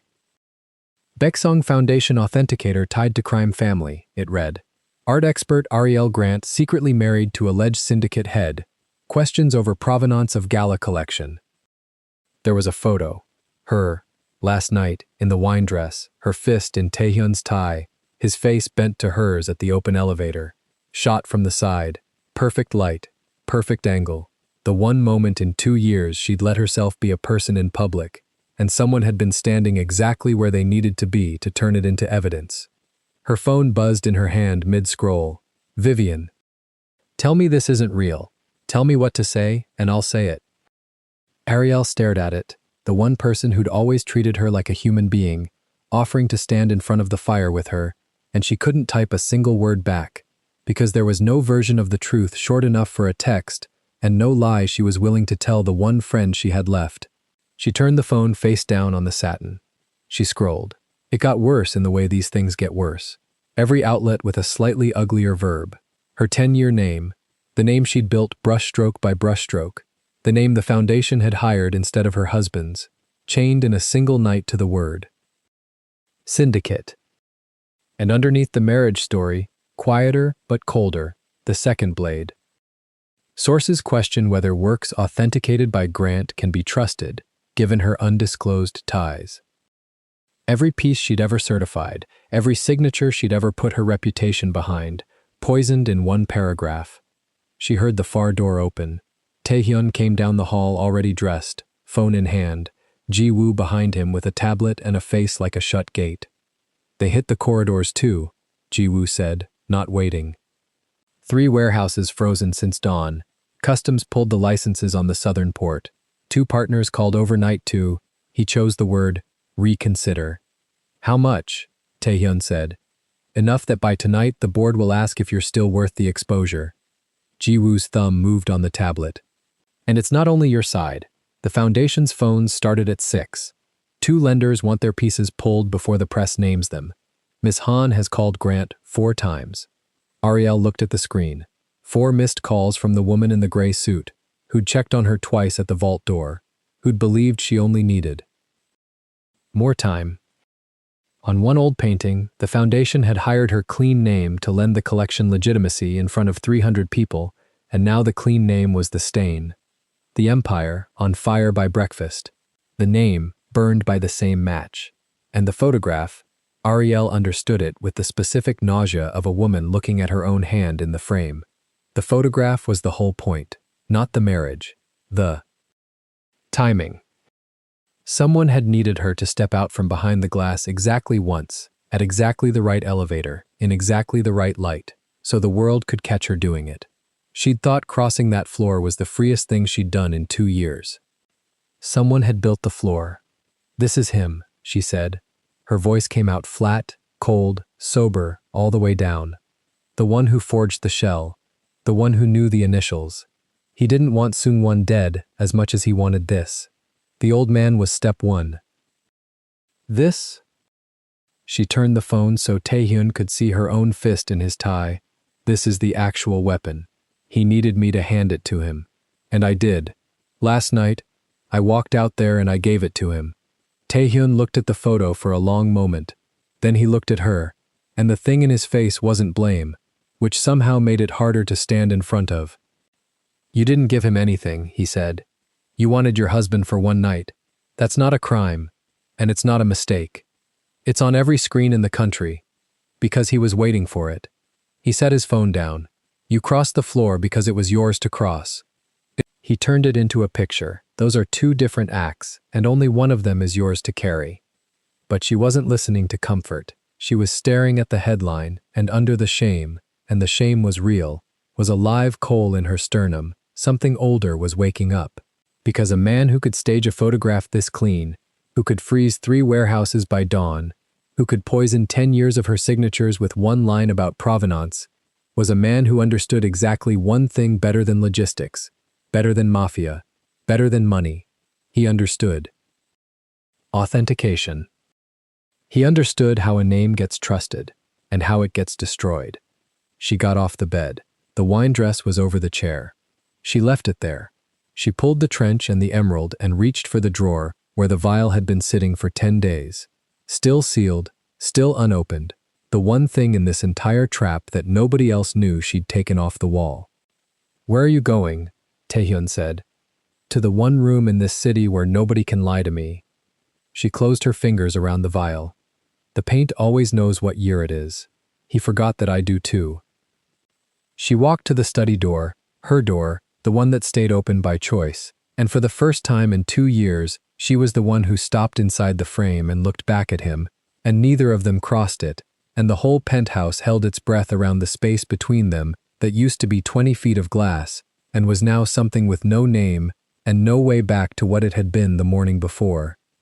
The lab was a rented room above a print shop 3 neighborhoods from anyone who knew her married name. Ariel set the vial on the steel bench, pulled the microscope light down, and cracked the seal she'd kept whole for 10 days.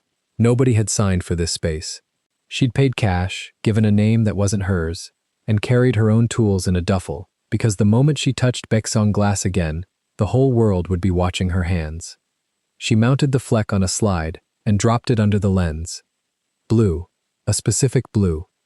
The sky of the river valley, the machined stroke over the wounded corner, the color of the part she'd swabbed instead of the part everyone would expect. She turned the focus ring until the grain sharpened. Pigment particles. Uniform. Too uniform. Ground by a machine that ground the same way every time. She knew that grind. She'd seen it in a Vienna storeroom at 24, in a fake somebody wanted her to bless. She adjusted the light and looked again. Because the first read is never the read you trust. A trained eye wants to be wrong for a second, just to be sure it's right. She rotated the slide. Same uniformity, same cold, machined perfection where 2 centuries should have left a fingerprint of impurity. She swapped the reference and pulled a second known sample from her drive, a verified ultramarine off a canvas she'd cleared herself years back, and dropped it beside the fleck for the eye to judge in one frame. The honest one had grit in it, little dark motes, tiny betrayals of the stone it came from. The fleck from the Gala wall had none. It was too pure to have ever been dug out of the ground. Purity is the tell. Nature is never clean. Only a factory is clean. Ariel pulled the reference file from her offline drive and laid the spectra side by side on the screen. The old landscape was supposed to be 200 years old. The ultramarine in an honest sky that age came from stone. Lapis, hand-crushed, streaked with impurity, never even. This blue had no impurity. This blue was a factory blue, a phthalocyanine, patented and manufactured and shelved and sold. First produced in 1935. She sat back on the stool. The painting the whole art world mourned as lost, the one hanging on the Gala wall with a brass plate about a private European collection, the one that entered the country in her husband's trucks. That painting could not have been made when its crackle swore it was made. The crackle was real. The canvas was real. The theft, 15 years ago, real. The sky was a lie painted over the truth.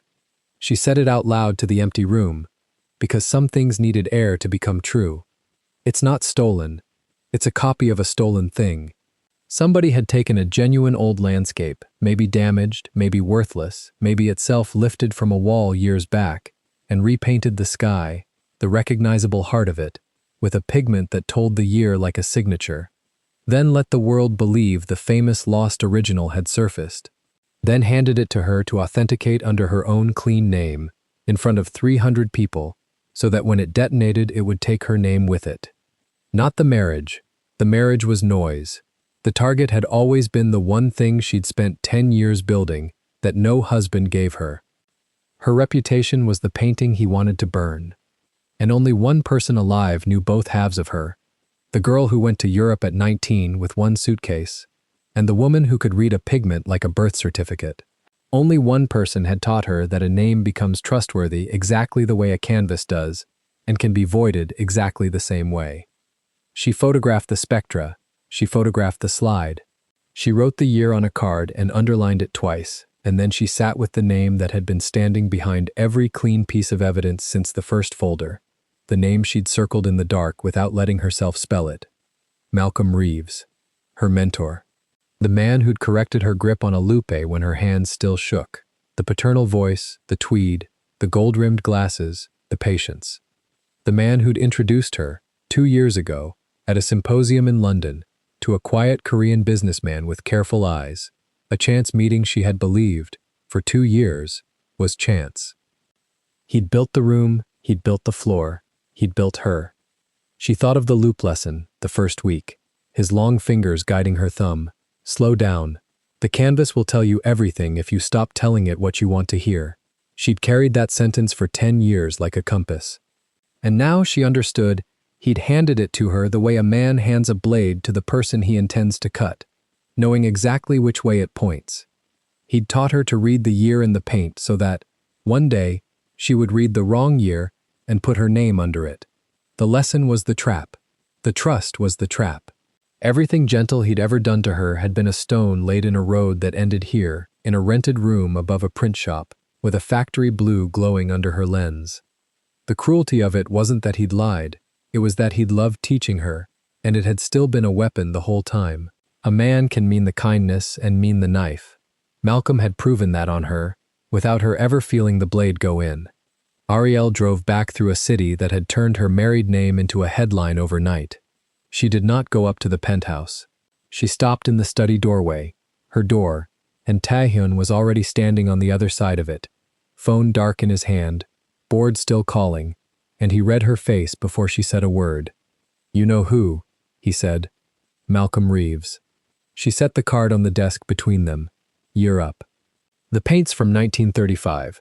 The painting's supposed to be 200 years old. It's a repaint over a real theft. built to blow up under my signature. She tapped the card. Only one man knows I can read a pigment, and knows exactly how a name dies. He trained the first thing, and he is the second thing. Taehyun didn't reach for the card. He looked at it the way he'd looked at the catalog number in part 3, a page he hadn't written but suddenly understood. The symposium, he said. London. He introduced us. 2 years ago, her voice stayed level. He aimed us at each other to start a war and take the international route while the two families bled. Sung-won was investigating him. Sung-won was never the traitor. The frame around Sung-won had Malcolm's hand on it, the curator's hand, the one that ages paper with tea and forgets the toner is new. For a long moment, the man who ran an empire said nothing. Then he crossed the room, and for the first time in the whole story, he stepped through the study doorway without being given the door, and stopped an arm's length from her, and it was not a violation because she watched him do it and did not move back. I'll take him apart, Taehyun said. Quiet. A promise, not a threat. Tonight. He touched your name. No. Ariel put her hand flat on the desk. You take him apart your way. You prove the headline right. Syndicate erases a British art dealer. The press writes itself. That's the story he's still betting on. She turned the card so the year faced him fully. I take him apart mine.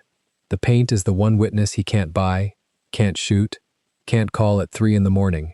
He forgot the trick he taught me. He forgot the paint always knows what year it is. Taehyun's jaw worked. Every muscle in him wanted the door locked, wanted her behind the glass while men who owed him did the dangerous thing. She watched him want it. She watched him not do it. You'd have to leave, he said, openly, him watching. If you move against him from inside this house, he says the mafia coached the analyst, and the pigment means nothing. He said the next part like it cost teeth. You'd have to not be my wife when you do it. Yes. He went to the console, and she thought for one bad second he was reaching for a weapon or a phone. He came back with a slim envelope, cream, unsealed, and set it on the desk beside her card. She knew the weight of legal paper. She'd held enough of it. She slid the pages out with 2 fingers, the way she opened everything that could change a life, and read the header. Annulment. Drafted. Full. Her release from every tie the certificate had made, granted without condition, without penalty, without his contest. The same words as her own clause in the prenup, only now offered from his side of the table. You had this made, she said. This morning, before the board called twice. Taehyun stood very still, hands loose. The clause you put in the prenup, the door only you could open. I signed it 2 years ago, because I thought a man who has to lock a woman to a table has already lost her. My mother's words. His eyes were dry, and they held. But a clause is a promise on paper he arranged. This is me opening the door myself. You go as Ariel Grant. No husband, no leash, no story he can sell. You take him down clean. And whatever you decide after, his breath went once, uneven, the only crack. That's yours. All of it. She understood then what he was handing her. Not paperwork. He was giving away the one legal hold he had on her, in the exact moment losing her felt most possible, because keeping her by force would have proven every ugly thing the world already believed. The biggest thing he had, and he was setting it down like a broken watch he refused to fix into a lie. Vulnerability isn't permission, she said, soft, giving him his own line back one last time. And this isn't surrender. It's the opposite. I know what it is. He almost smiled. Go win. Ariel changed into the return look. Trench coat camel, Esmeralda blouse, black trousers, the armor she chose. She folded the annulment papers into the inside pocket with the zipper, the one that had carried the vial for 10 days, and she folded the pigment card in beside them, because the thing that would free her and the thing that would win her the war were now traveling together against her ribs.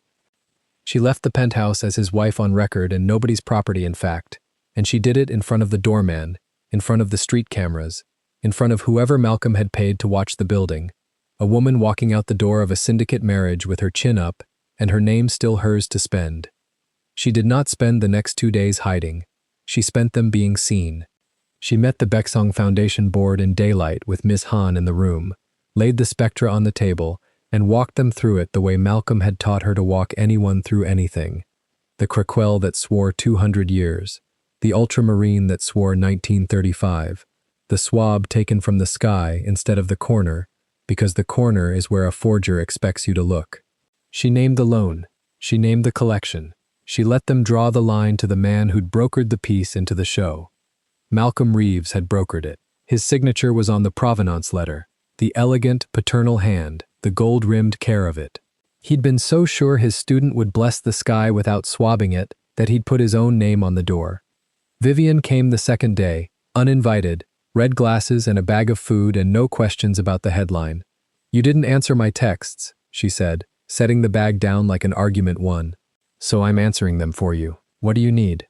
"Not a question either," Ariel told her, and Vivian, who knew every gallery gossip line in 3 cities, spent the afternoon on the phone making sure the right people heard the right fact from the right mouths, so that when the story broke, it broke as truth, and not as a syndicate's revenge. Friendship, it turned out, was also a kind of authentication, someone who could vouch for the real thing when the market wanted to call it fake. She fed the year to the insurers whose payout 15 years ago had ridden on the original being lost forever. A repaint meant the original might not be lost at all, meant a claim, a fraud, a fresh set of very rich, very unforgiving eyes turning toward the broker. She fed it to 2 journalists who'd printed the headline about her, handing them the better story, not a syndicate wife, but a con 2 years in the building, run by a respected dealer who'd weaponized a marriage he arranged. She never once said the word mafia. She never needed her husband's men. She used the only weapon Malcolm couldn't answer, a fact ground into pigment before either of them was born, and she used it in the open, under her own name, so that when it landed, no one could say a gun had helped. Seungwon gave the last piece from his safe apartment through Jiwoo. 6 weeks of Malcolm's movements he'd logged before anyone knew to frame him, a meeting Malcolm took at the same money house by the port, a paper trail that turned the false suspect into the true witness. The old man who paid 12 families in secret got to sign the statement that cleared his own name and buried the man who'd tried to spend it. He tried to answer, the way he always answered, with charm and provenance and the weight of his reputation. He called the analysis flawed. He called her compromised, a woman married into crime, coached to smear an honest broker. It was the move Ariel had predicted to Taehyun on the first night, the reason she'd left the house openly and worked with empty hands. The only counter Malcolm had was to make her the mafia's puppet, and she'd spent 9 days making that impossible. No gun in the frame. No syndicate money on the wire. Just a woman with a microscope, a color that predated the crime, and a paper trail an old Korean man had gathered before anyone thought to blame him. Malcolm sent a lawyer. Then he sent a message through a mutual contact. Dinner, just the 2 of them, mentor and student. Surely this could be understood. Ariel read the message twice and did not go. She'd learned the last lesson he ever taught her without meaning to teach it. A man who finds the true thing you're proudest of and cuts you with it will always, always come back to sit at the table and ask you to hold still. She didn't hold still. She sent the spectra to 1 more insurer instead. It took 9 days. On the 10th, Malcolm Reeves sat across a table from people who did not carry weapons and could not be shot. Auditors, insurers, a prosecutor with a clean warrant, and every road out of the room had already been closed by a color. Ariel wasn't there. She was reading it on a phone in an airport, trench coat over her arm, the annulment still folded in the zippered pocket, unsigned by her, unsigned by any court, because the door only counted if she never actually needed to run through it.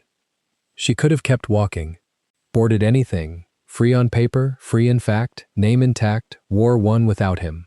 That was the whole point of the door, that it was real, that it opened, that no one could stop her. She turned around and went home. Not to the Empire, not to the glass and the 20 feet.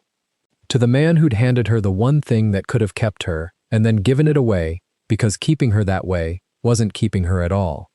She found Taehyun in the study, her study, standing where he'd stood the morning she left, as if he'd decided the doorway was the only honest place to wait. The board had stopped calling. The warehouses were thawing. Seungwon was back at the table as the man who'd saved the house instead of the man who'd sold it. None of that was why he looked at her like the floor had come back under his feet. She took the annulment papers out of the zippered pocket. His whole face braced for her to hand them over signed. She held them out. He took them, and then she closed her hand over his before he could read whether her name was on the line. "It's not signed," she said, "and I'm not tearing it up." He went still, in that specific way he had, the way that used to mean a man was dead on the other end of a phone, and now meant he was afraid to hope out loud. "Some things you keep broken on purpose," she said, like a watch stopped at 4:11, like a clause in a drawer. She pressed the papers back into his hands and did not let go of them. "I keep the door, it stays real, it stays open. You don't get to lock it, and I don't get to pretend it isn't there. That's the deal." "Then why come back through it?" he said low, "if you can leave whenever you want." She stepped the last of the distance that used to be 20 feet of glass, and this time, no champagne made the choice for her. No elevator, no 3 glasses, no crowd. Tuesday morning, coffee going cold on the desk, sober as stone. "Because a paper made me your wife, and it meant nothing," she said. "You knew that before I did, so you gave me the paper that could unmake it, and you let me win the war without your hands, and you left the door standing open while I decided." Her hand found the collar of his shirt, not the silk tie of a gala, just the plain black cotton of a man in his own home. "I'm not yours because a paper says so. I'm here because I chose the door I could always walk out of." He set the annulment down on the desk, unsigned, beside the card with the impossible year. The thing that freed her, and the thing that won it. Both kept, neither used, both true. His hand came up and covered hers on his collar, and for the first time in 2 years he closed the distance the rest of the way, and neither of them measured it, and neither of them looked at the glass, because the space between them finally had a name, and the name was chosen, and a chosen thing is the only thing that ever really stays. Outside, the rain he'd predicted a lifetime of mornings ago came in off the river and washed the city clean. Inside, a woman who could read what year a lie was born stood in a doorway she'd fought to keep open, and stayed, on purpose, with her hand over his. The door stayed open. She never once used it again. If this story moved you, stop for a moment and reflect. Tell me, K-Fam, have you ever loved someone from the far end of the room, keeping your distance because you were afraid of what they were?